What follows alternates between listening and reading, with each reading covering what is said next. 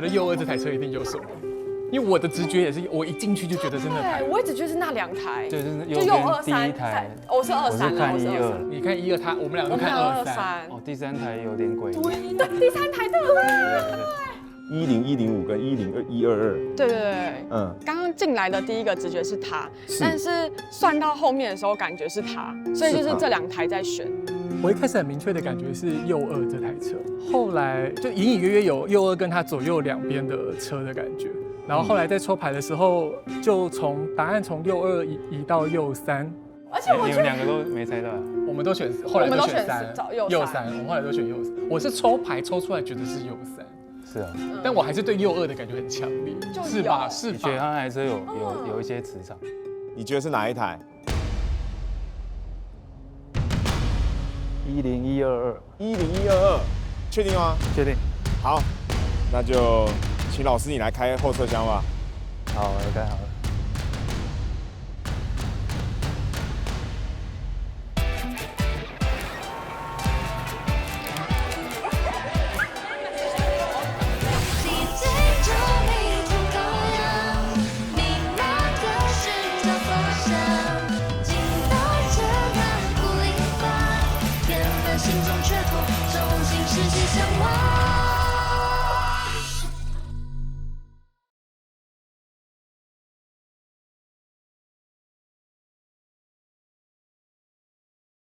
台湾第一位全方位灵能师究竟在哪里？欢迎收看由 Queen 魔法女王赞助播出的《灵能的挑战》。你在寻找一个有真正强力防护效能的保护贴跟手机壳吗？那么 Queen 魔法女王推出的3倍强韧3D 曲面防爆玻璃保护贴跟军规认证防摔玻璃壳就是你最好的选择。3倍强韧3D 曲面防爆玻璃保护贴呢，采用了钻石镀膜技术，它有更强的疏水疏油功效。3D 曲面包覆设计，改善荧幕跟直角边框的断差，让手感更好。特殊导电光学背胶以及自动贴合无气泡的特点，安装起来相当的快速方便。军规认证防摔玻璃壳呢，符合美国军规标准试验，全新隐藏式防摔角设计，整体外观更加利落有一体性。它还支援了苹果原厂 MagSafe 磁吸充电。Queen 魔法女王呢也推出了干氮化镓65瓦快速电源供应器，跟100瓦 USB-C 强韧编织快速充电线。快速电源供应器的体积比 MacBook Pro 13寸61瓦充电器还要小1/2，却能够供应最高65瓦的电源，3孔设计，一机多充，让你的电子产品都能够同时充电。它还支援了闪电快充、PD 3.0跟 QC4的协定。而100瓦 USB-C 强韧编织快速充电线，最高支援到100瓦的充电输出，5安培大电流，还搭有 eMark 智能芯片，可以自动调配充电功率。强韧编织快速充电线也通过了高达10万次的弯折测试跟1万次的插拔测试，不但充电速度优异，同时呢也相当的耐用。对上面的产品感兴趣的话呢，就赶快到 Queen 魔法女王选购吧。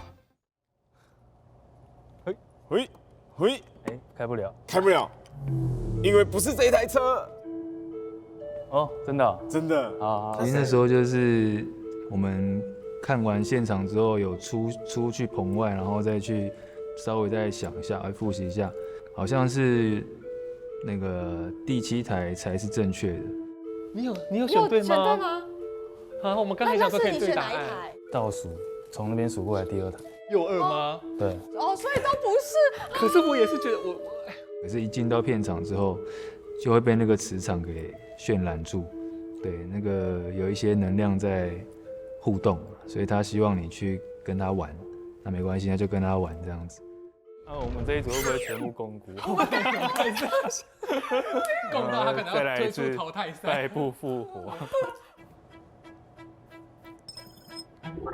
老师你好，你好，是19号的挑战者。对，你好。那想问一下，老师是用什么样的方式算？综合的，就是有感知，然后用塔罗牌。塔罗。对，然后我也看一点点人类图，看一下他的性格是怎么样。看一下他的人类图。对。好，所以可能心中已经有一些想法了，那我们就准备计时3分钟，计时开始。我从这个感知过程当中，首先第一个是他的客人很多都会是跟一些酒店的客人跟酒店的小姐是有关的。有吗？偶尔。其实我不喜欢在酒店的客人。不喜欢在，其实不喜欢。哦，那当然，它因为里面有讲到有点类似像女鬼的东西，我们稍微去，就是他那个闻到那个香味，那我们稍微去感知一下。我觉得那个应该是一个穿着一个制服的一个女生。我常常在半夜的时候开车，我车上就会偶尔飘来那种淡淡的花香味，然后淡淡的香水味，但是我知道那个不是哦，不是我上一位乘客的，有的时候是我上交流道，就是一些味道就出来了，不知道从哪里对，然后来的。因为从来没有对我造成伤害，所以我会在车上就直接对他们讲话，我说你搭便车可以，但是你不要跟我跟到家哦。老师剩10秒，你要先选车了。好，那好，我选哪一台？我选这一台哪一台左边14084。 14084。对，为什么会觉得是这台？因为我在看的时候就觉得这台车比较暗一点点，对，直觉的光亮度对，比较暗就是直觉光亮度，所以好我就会选这一台。好，那就请老师来开后车厢。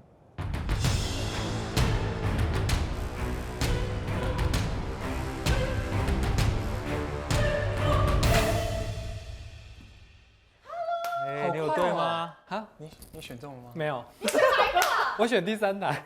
开不起来，老师，因为不是这台车。好像讲个性可以，但是要连物品都会有点困难。真的这个蛮困难的，就因为有时候我们在感觉这种事情的时候，是他当下状况，可是因为毕竟他的那个题目，你才讲的是他过去发生什么事情，所以有时候他在这个地方，他就会，我感觉到了，我以为这个东西就是这一台。好，假设我们今天从左数到右，所以1、2还没有被选，然后4，1、2、4，我们选了5嘛，所以1、2、4、7。那我还有一个选项可能是第一台。哦，你的另外一个对，另外一个选项。正右左是左边那一台。好，我们看看会不会有人选。我们看会不会全部都共估。佑佑老师你好，你好，九妹。我们9号的这个挑战者，那佑老师是用什么样的方式在算在感应？哦，我昨天先画了一幅画。他画了一幅画，啊，你画了一幅画，对，哇，是什么意思？就是我用阿卡西记录，然后阿卡西记录是会画画的吗是可以有这样的用法。 ？OK，就是阿卡西记录，然后你的感应，然后把它画出来。对，好，那我们就3分钟计时开始。我帮他抽了一张卡，叫做发现，这是什么卡？这也是宝石疗愈卡。宝石疗愈卡。发现，发现。那你的感应是怎么样？简俊豪不愿意看见真相。好像有一点批判，对不对？这有一点点。他不愿意去看正确资讯，然后所以才会有这个被鬼缠身嘛。因为他时常保持着一个沮丧、郁闷的感觉。他困在里面了，他没有发现外面的一道光，就像这个宝石一样。你看，它卡在黑，但其实这里是很亮。这个画是什么样？就是可以跟我们分享吗？有什么？这个画对藏嘛，就是在藏东西嘛。藏东西。然后有一个人，对，然后他有一个红色海底轮。海底轮。对，海底轮就是第一脉轮。第一脉轮。然后黄色就计程车。是。我在这里，这里有一横。有一横。就对，因为我其实昨天抽卡，他就有说征兆会告诉你，你不用事先想很多。当事情在那个当下的时候，你要放开它，接受所有。所以7，我就知道是红色是海底轮的意思，第一脉轮就是右边的第一个。这样。那我们好紧张，很紧张哦。对啊，这个我觉得全台湾也没有什么人挑战过的这种关卡。那我们来开一下后车厢看一看。好像是那个第7台才是正确的，看到底是不是最后边这台车？天哪！恭喜你！哇！我一进来就知道了。你一进来就知道为什么？这个征兆所有都指向第一台。你一走进来就知道。对，我一走进来就知道，因为我看到7台车就知道了。OK。你获得2个灵光。灵光。有没有答对？有啊。你是哪一台？是哪一台？右边第一台。右边第一台，真的是右一。右边第一台一直在那边招我手。好，那你想要给他几分？大胆的给出去。好，15分。郭老师你好。你好，九妹你好。这是20号的这个挑战者。那郭老师可以分享一下你刚刚是用什么样的方式去感应或是算说是哪一位车主吗？我们每个人都有灵魂，所以严格说起来，既然有灵魂，我们就可以通灵。好，那我们就3分钟计时开始。你觉得是哪一台车？然后每一台车有没有什么想法，或是一些具体的描述跟感应？我认为简先生这辆车子，因为它的负能量有稍微高一点，所以我认为在过去今年跟去年，有一些交通事故发生。这2年这个交通事故，我每天带我小孩出去买菜。然后我个人认为简先生其实我这个人是面相学老师，我不会看八字，也不会看命盘。他感觉就是选错关卡了，因为他面相。要麻烦老师打开他的后车厢。我老师不太会开后车厢，这个怎么开？没事，因为老师不是这台车。现场的每一辆计程车因为每天都要很多的载客量，会有各式各样的能量在现场流动，我就只好去选择出，那可能就是有一些能量比较敏感的部分，那辆车可能是这个车主。20。由于一开始呢，我可能这个方向或我专业的部分可能不在这个部分，所以这个关我的表现，当然我是觉得我不是很满意。你告诉我选什么？选什么？我觉得这种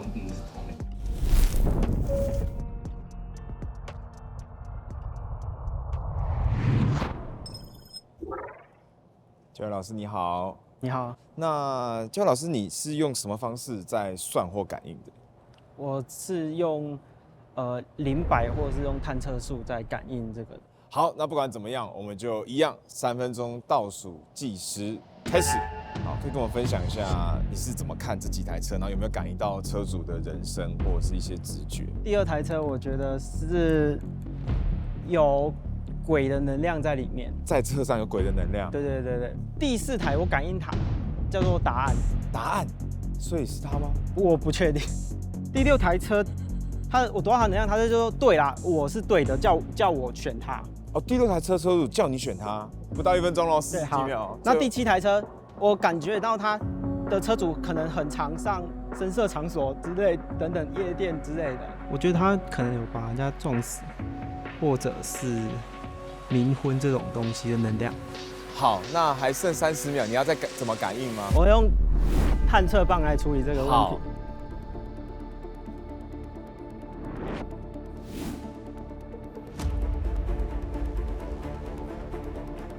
好，我选这台车。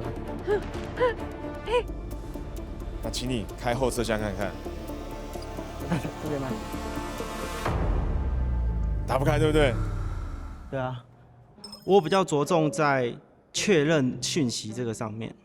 比如说你去坊间，很多老师会说啊，你可以连接什么什么什么，然后我的专长就是帮你判别现在市面上所有身心灵老师到底对不对。黄菊老师你好。好。18号的挑战者。对。那先来问一下，这个黄菊老师是用什么样的方式在算跟感应？其实我刚才一开始进来的时候，就有先感应到一台车，一走进来就感应到了。对，可能是他这样子。那我后来有出去占卜，牌面上也是跟我说是那台车。对。是用什么样的牌去算？哦，我是用紫微的牌。紫微的牌。对。3分钟倒数计时开始。他其实是一个比较聪明，反被聪明误这样子，真的哦，很需要别人帮他下决定。哦，然后加上有老师这样讲，对，那他自己本身是不够积极的。对啦，那个就跟前面那位老师讲到的，可能就当下没有那么快，没有那么积极的去面对这样子。对应到人生，他就是不愿意去看见路在往哪里走，因为他心情郁闷，被那些比较低频率的东西吸引，所以就被干扰，可能就有发生车祸、流血。那像他今年可能运势上就容易会有三角关系的问题，切记一定不要感情要处理好，对，小心，不要侥幸心态，千万不要做了，因为一定会被抓包。大哥有吗？三角关系？不算是三角关系，可能你会喜欢，觉得这女孩子不错啊，然后会觉得这女人，但是我知道我结婚了，不能乱。那他好像没有选对。打不开，因为老师不是这一台啊，太尴尬了，没关系。我第一个感觉就是3号那边有一个女生，有很多感应的人，他们都跟我选了同一台，而且我们在楼上小客厅的时候，我们看到了同样的东西。我有看到一个长头发、咖啡色头发的女生，然后她也是瘦瘦的，她一直跑出来。而且，我一直在想，我下午到底为什么发烧？我觉得应该不感冒了。还是想要建议这台车的车主，可能他本身不是很相信这些东西，要尊重他们的存在。对你越是不信任他，他有可能会越用方法让你看见他的存在哦。这个老师你好，你好，九妹。那你是用什么方法算跟感应是哪一位是谜底车的？我是用文王卦。那我们就准备3分钟计时开始。可以直接作答？可以啊。好，那我选择是第4台。第4台，好，就是正中央这台车。那有感应到或是可以算出来这个车主的故事或人生吗？他的八字看起来就是，要一直不停的奔波才有，很劳碌，奔波劳碌才有财。出车祸的年份应该是2022年。前年出车祸。对，没错，哇，没错，很厉害。婚姻上面会显得比较辛苦一点，婚姻比较辛苦，相处啊，可能容易争吵啊，吵架之类的。所以就确定了是第4台车。对，我的判断是第4台。好，那就请老师来开看他的后车厢。开不了，不是这一台。必须要说，如果用八字来选择他的驾驶的话，我觉得有点难，对我来说是有点难。其实他们没有猜对也没有关系，对不对？因为他们的生辰八字那些的，其实都还是有算对。他们只是说能不能感应到物跟物之间的连接而已。不是老师你好。你好。是我们的16号挑战者。是。那不知道老师你是用什么样的方式在算跟感应我们这次的挑战？是用通灵以及塔罗牌的部分。那我们就3分钟计时开始。简俊豪先生的车应该是3号车，这一台，没错。为什么？就是纯粹感受到他的能量状态非常的比较不好。应该说你在说那个题目的时候，其实我就觉得应该是一个女鬼，然后怎样？那所以在讲的时候，你还没有看到自己牌的时候。第3台是谁？我就是你，你中签率超高的呢。我家这有富有带谁来看？有公女鬼，来看。那我就确定是3号车了。好，那我们过去揭晓一下答案，3号车。那可能要请老师开一下后车厢。怎么开？这样吗？必须遗憾跟你说，不是这台车，所以开不了后车厢。真的？真的。哦，它的能量比较不好。不好。后车厢，后座。后座吗？是怎么样的不好？就是我看到的是一个人躺在那边休息。现在？没有，可能之前。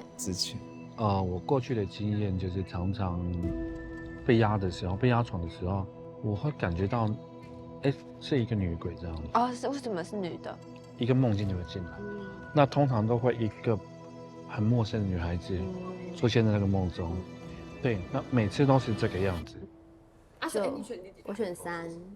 你跟我一样我觉得3很怪对，我觉得3很奇怪。你看他也选3。对啊，3很怪。我看到3里面有一个鬼躺在算了。对啊。就是，好啦，那可能读一个女生，对不对？对呀。对不对？想说我们都有感觉到。还是其实他是换来换去，他到处躺。对，到处那边是躺。真的是躺着的。轩然老师你好。你好。要特别讲一下，我记得轩然老师应该是很早就站在我旁边，对不对？对啊。所以你是一开始就有感应了吗？已经有点像是说，一进来的时候就很像玩 RPG 游戏，会有那个光束。对，有那个光束就，哇塞，我就决定就他了。很有自信。好，那我们就开始倒数计时3分钟。那你看得到，你有感应到车主的人生吗？你有办法描述？他可能遇到了山上的，可能像狐仙之类的角色。狐仙。对，可是后来在等待的过程里，我又开始在2个答案里面徘徊。那时候出现的名词叫七姑娘。七姑娘，我不知道大家知不知道有姑娘庙这个庙，听说啦，姑娘庙的状况就是有些还没有出嫁就离世的女生，那她们可能就会有供奉她的庙，就叫姑娘庙。然后他这个车主可能遇到了，对，有可能。你有骑经过类似的庙宇吗？或是没有。但是我以前常做一个习惯，但是我现在这个习惯改掉了。我觉得突然这眼前这个画面让我觉得很舒服的时候，我会拿起相机就直接拍下来。我常常做这个动作，可能不小心冒犯了他们而跟了进来这样子。那你还要感应到他人生的其他东西吗？其实我觉得还蛮妙，是我在猜他会不会冥婚的，猜他会不会冥婚？对，对，因为就是我这样往姑娘庙去猜，那我也刚刚出去有查了一下，也确实三峡有一个姑娘庙，所以我在猜他会不会有这个结果。那有一次比较严重的话，我开到三峡的山上，我就是那天看到月亮漂亮，月亮又大又圆，我就拿起相机。就往山的一头那边拍了起来。我开下山头，两边肩膀越开越重，越开越重。当下是我老婆从家里，然后开车到莺歌，我车子就丢路边了。真的。对，因为整个精神都变很差了。要到真的要对接回去。对，后来是我老婆就来接我回去这样。那直接来跟大家讲，你选哪一台车？好。这一台。对。是你决定。哎呦，不是啊，你才听到那有几只鬼。是不是开不了？对啊，所以开不了就没有了。老师，但前面有其他挑战者，其实也是踩这台车，所以我感觉这台车搞不好也有一些故事。了解，我是有接到一个很妙的词叫七姑娘，可是我不知道七姑娘代表什么。没有啊，七姑娘应该就是因为意外死亡的那些女性。对，可是我刚刚就在外面做的时候，其实我查了一下，三峡真的有一间姑娘庙。是不是说冥婚？我也说冥婚哎，你也说，我也说冥婚冥婚，是不是我猜人家冥婚呢？不要我觉得我们这样大家一起坐在一起，会不会这里形成一个很奇怪的智商？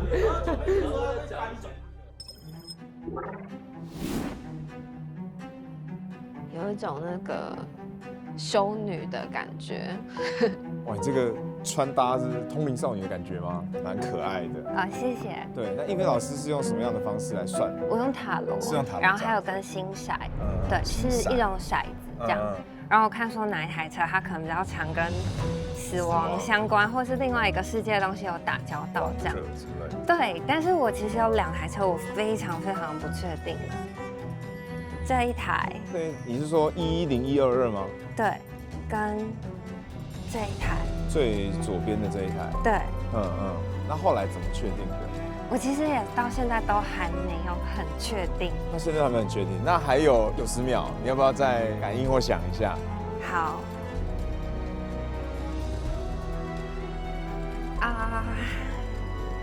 真是难选。很难选吗？对。好，我选。好，我选这一台。最左边这台。要怎么开？开不了，因为不是这一台。原来是这样，好。好，那谢谢英菲老师。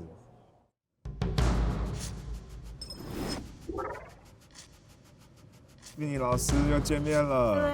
哇。大贵人。跟大家讲一下哦，就是 Tiffany 老师在之前双面对决出现过，然后呢，我希望你是神准的，因为 Tiffany 老师说我会100亿身价。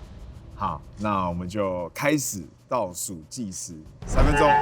命主简俊豪先生呢，他是2020年农历7月凌晨的那个客户吧，灵异事件。你说那个灵异事件，你认为是2020年的7月这样？对。鬼月。对。所以是4年前的鬼月。对。其实每年都碰得到。对。所以这个好像不太有什么鉴别。对。因为他那个兄弟宫贪婪化禄哈，然后有阴煞在兄弟宫，所以他是比较容易招阴。是这样子，体质比较容易招阴。对。而且他红鸾星就是他比较有女人缘。异性缘好。对。所以不止阳间的，可能阴间的也会吸引到。没错。那还有25秒，他有什么细节或未来有什么要注意的吗？应该要多听太太的话，因为他太太对他有帮助哈。是他贵人。对。对，很多人告诫我一定要听我说的话。对，他的答案呢是那个，我觉得每一台都一样，可是我是靠那个文王卦去卜，还有靠他的紫微斗数，他的姓名、出生年月日。他的答案呢是那个1号22309。大力一点往上。哇，老师，恭喜你！请打开盒子看一下。Oh my god！ 恭喜你获得2枚灵光。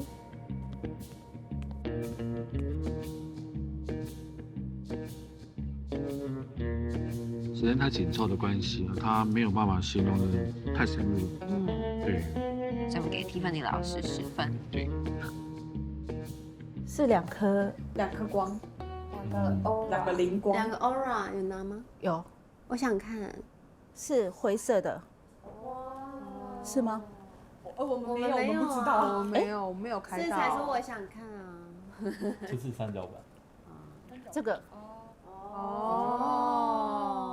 对啊。灵光 aura 象征着挑战者隐形的能量气场。在赛制中将作为各位综合能力的象征，而灵光将是决定能否晋级下一个阶段的关键。如何获取以及运用，也将成为一场挑战。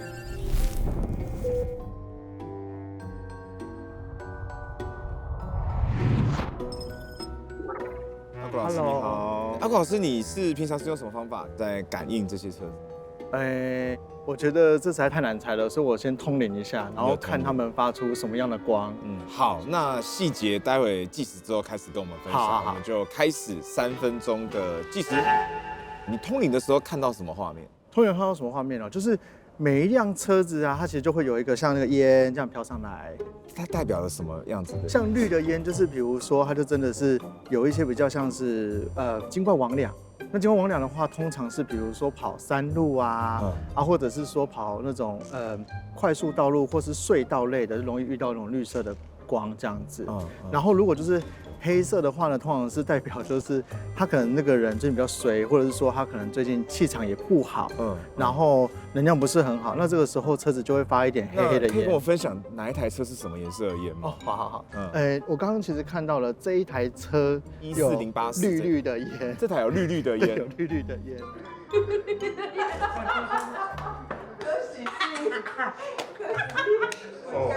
那所以是选这台车吗？不是。他不是要选这台车的。讲那么多。对。我其实犹豫了非常久，然后我去看了主人的能量，再看到这个车子的能量，我觉得他比较有志不得生，然后他会有一些怎么讲，很重义气，他很知道就是说我有很多朋友，然后他很喜欢把时间花给朋友，去交际去社交，那所以其实相对来讲，我就觉得这个大车比较符合，因为它也有一点比较是用慵懒，比较大现场比较大的休旅车，而且他是一个比较懒的调整车款的人。但你也是犹豫很久。我决定选的是，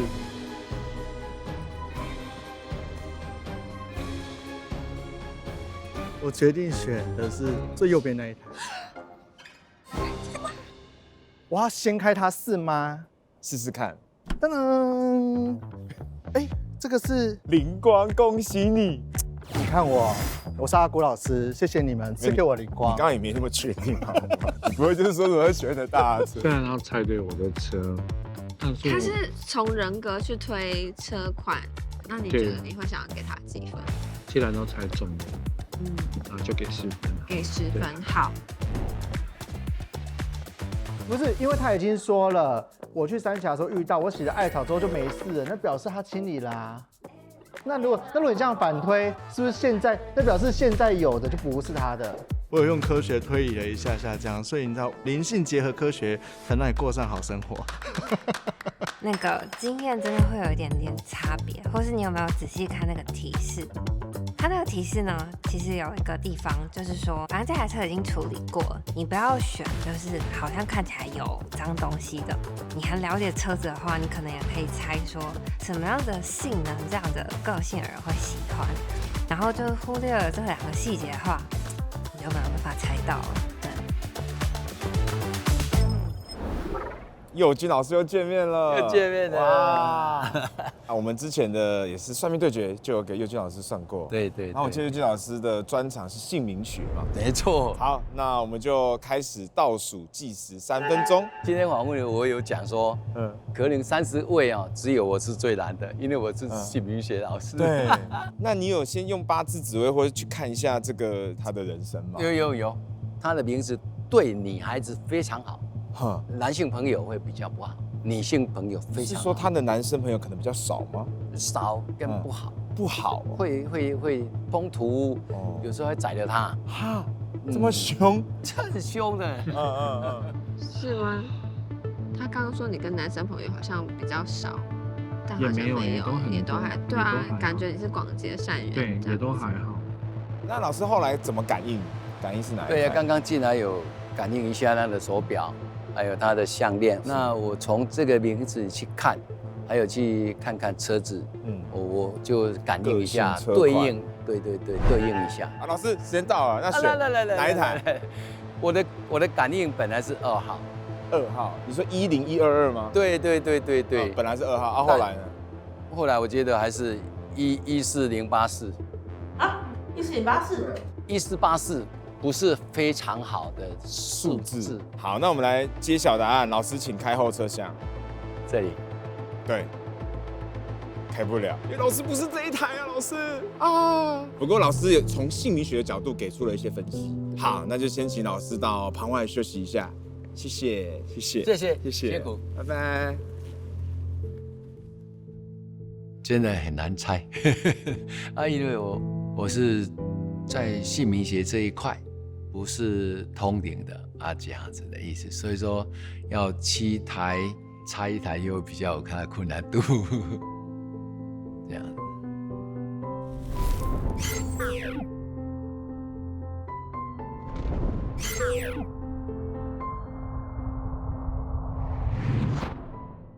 接下来我们测试一下 Queen 魔法女王的3倍强韧 3D 曲面防爆玻璃保护贴跟军规认证防摔玻璃壳到底有没有厂商说的这么厉害？首先来测的是疏水疏油，大家有看到，基本上呢，它疏水疏油是超强，水珠在上面可以滑来滑去。接下来测试一下它的这个硬度，然后我们一镜到底先证明我手上这个美工刀是可以直接把纸刮破的，然后就开始撸它，大力的撸。有没有？号称美工刀怎么刮都不会有痕迹的玻璃保贴，来给大家看，没有任何伤痕。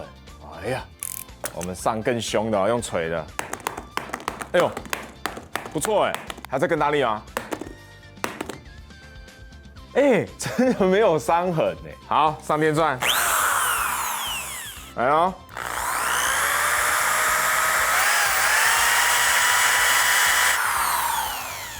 哇，严格讲有一点点的刮痕，我不知道拍不拍得1咪咪，但是呢，它没有爆裂。3倍强韧 3D 曲面防爆玻璃保护贴活下来啦。最后一轮呢，我们就想象有人从3米用摔的好不好？我加一个加速度给他，哎，好像没事，但我的地板快被摔爆。哎呀，真的没事哎，太猛了吧，魔法女王，哇塞！那我们最后呢，把它撕下来，证明我们是有贴玻璃保贴的哈。我先拆手机壳，它真的很好贴，它马上粘回去，来了，但我们证明它是玻璃的哈，来了，哇，对，看到是玻璃的。魔法女王的萤幕保贴，还有它的这个很强的手机壳的测试，那我觉得真的是超猛，扛了很多伤害都活下来了。所以各位最近如果要换保贴或手机壳的话呢，可以到我们的资讯栏位链接参考。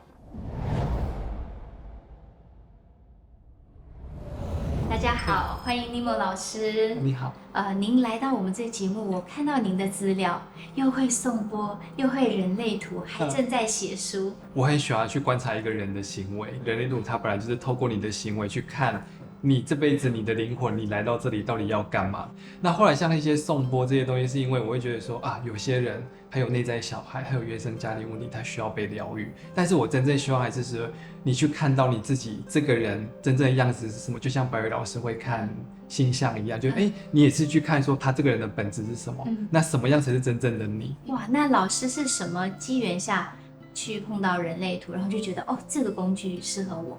我其实真正最早用的一个系统叫做玛雅历法，我不知道白玉老师有没有听过？是玛雅历法。对，那是因为他好像没办法很 detail 的去知道说这个人到底是怎么样，所以我就想说，哦，那我要再去找一个更想研究。那刚好有一个状态是因为我迷茫了，我不知道我要人生要走下一步是什么，所以我想说我可能需要有一个更精确的东西去了解，所以我就选了人类图这样。哦，那老师很想请问您是怎么样，什么契机就感觉到说好像我现在不迷茫，跟大家分享一下。我想要举一本书的例子，它叫做《勃且梵歌》，不知道白玉老师有没有听过？它是一个印度哲学的一本书。对。那当然那句话我有点忘记，但是他在讲一件事情是，不管你此刻的心情心境是什么，如果你眼前有一件事情，你都应该做，你不应该认为说这件事情是开心的你就去做，不开心你就不做，因为你最终都是做了之后你才知道这件事情到底适不适合你。比如说你现在要问自己，你现在做的那个工作到底是不是你真正喜欢的，如果是，那 OK， 你可以在里面换来换去，可是你要有弹性，不要被你的情绪给影响。那如果不是，那你就要去找其他方法。你可以透过信仰去问我的人生下一步是什么，但你要真的去做，你做了就不是迷信，可是如果你不做，你就是迷信。那我觉得透过这两个方法相辅相成，这样慢慢走出来。但我还是好奇，您接这么多个案，一定有什么个案是让你印象很深刻，甚至他的言行会让你觉得我一定要做我现在的工作。那有一次我在台北有一个个案，他来找我，然后呢，一开始我们以为他是被害妄想症或自己想太多，因为他总是会觉得家人想要害他，想要谋他的钱，然后早上睡醒的时候手上会有很多刀痕，甚至他家的刀会移到其他地方去。那他来的时候，我们在帮他做判定的时候，他其实身上其实这真的很像是电影，就是他身上来那个问题是叫做降头，他身上有一个降头。我说你最近有出国？他说他没有，可是他说他怀疑那两个在想要他钱的人给他下了降头。对，那他说他最近刚好去泰国，然后他们办了一个东西叫做古曼童。什么？就是阴灵。其实阴灵在泰国里面并没有不好，因为他们这个小孩早夭，所以他们会没办法投胎，所以那个大间寺庙的和尚会把他们变成一个古曼童，然后让人家去请供。可是我遇到那个不是，他们就比较像是去挖那个坟墓出来，然后把它挖出来之后，而且他们是双生硬尸，硬就是没有干掉的尸体，等于就是那个刚刚死掉的小孩。那处理的时候，他们就是直接站在我们那两个小孩站在我们店门口，然后他很渴望我们可以快点救他，因为他觉得他很痛苦，他不想要这样害人。那当然这种听起来都很奇怪，可是我们真的，我后来发现，就是我们办完那个仪式把他处理掉之后，他身上那些问题全部都没了。这样是。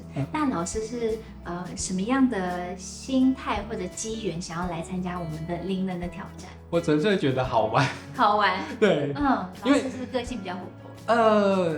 其实我从小应该是一个很活泼的小孩，可是因为之前被就是在原生家庭那个状态当中，我慢慢就把这个东西都收起来。可是我后来发现我不开心，当然我可能就是透过玛雅历法，也跟我讲说你要活得像自己。我的人类图也跟我讲你就是要好好的去玩。我是牡羊座，我也是一样，所以所有的这些东西都在跟我讲说，你要好好的去体验这个世界，不要去管这件事情到底会不会成功，会不会干嘛。所以像刚刚他问我说，那你的败选改变是什么？我说我还是觉得很好玩。那不知道老师来参加我们灵人的挑战，想要跟我们观众朋友们分享一些你想要告诉大家的事。你有没有相信你的灵魂是真的有力量的？那你看不看到那个未来？你对你的梦想有没有那个画面？如果没有的话，其实你要去好好的去探究自己，不要只是纯粹都一直在探索你的内心，你应该有一些行动力。那如果你有行动力，又加上这个看到东西的那个能力的话，你的显化能力会变很好。确实，谢谢我们尼莫老师，谢谢白宇老师，谢谢。谢谢。